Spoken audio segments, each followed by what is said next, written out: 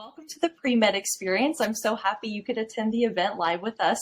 Most of you probably know me from Instagram or TikTok, but I will link all that info in the comments. I try to post helpful stuff for pre-meds and tips from a medical student perspective. So definitely check me out. It's at White Coats and Corgis if that's something of interest to you. And yeah, I'm so happy this event is finally here. I've been working on this for almost 6 months now, and I can't wait for you all to meet the amazing presenters I've gathered here for us today. For me, the goal of this event was to increase accessibility to experts who can help you get into medical school and eventually reach your goal of becoming a doctor.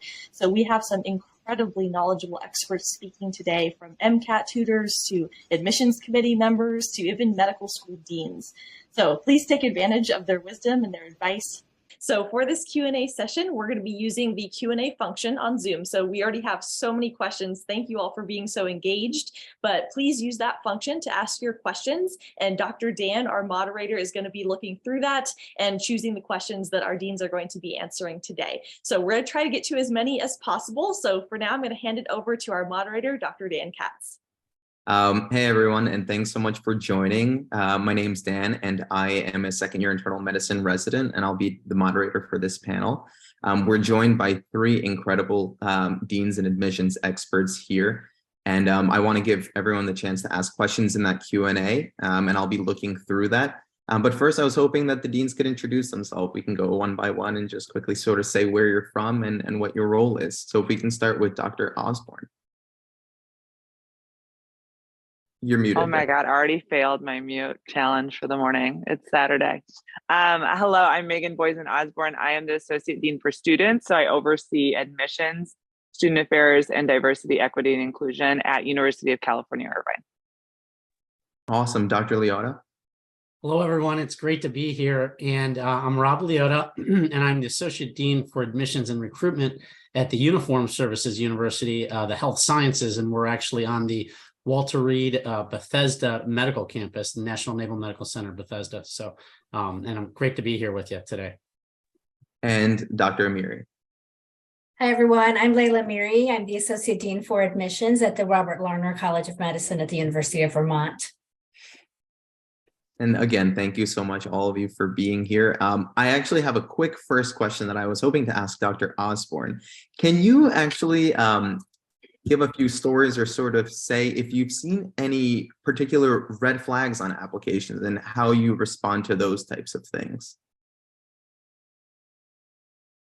Yeah, I think that red flags are a big deal because I think that I don't know if the other associate deans for admission will agree, but 95% of people, 99% of people are going to do awesome.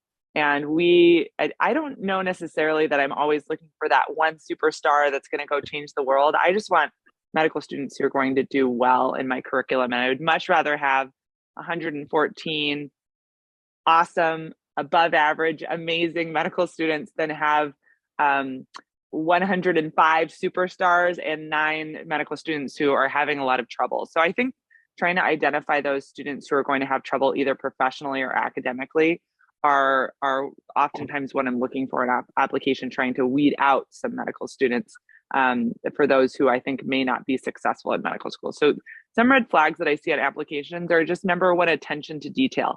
Medicine is a very detailed specialty. You have to make sure that you checked all your orders. They're for the right patients. You didn't accidentally put 2 milligrams in instead of 1 milligram. So when I see a lot of errors on applications, spelling errors, things like that, it makes me think that they didn't put the time in and this wasn't important to them. I've actually seen people send in drafts of their personal statement where there were things in parentheses like notes to themselves that they said, write about personal experience here in their personal statement. So obviously that's something that is not going to make it past the screening stage. So that's number one. Number two, it's letters of recommendation that clearly don't know the student or don't speak to them personally. I think that it's really important to choose your letter writers well, and those who are going to write you a strong letter of recommendation. There's nothing worse than a kind of milquetoast letter of recommendation, so to speak. We like to see strong letters of recommendation. We kind of expect that. So that would be another thing. I have several other things that I can think of, but for the sake of time, I will pass it on back to you, Dr. Dan. Awesome. Thank you. That's a great answer.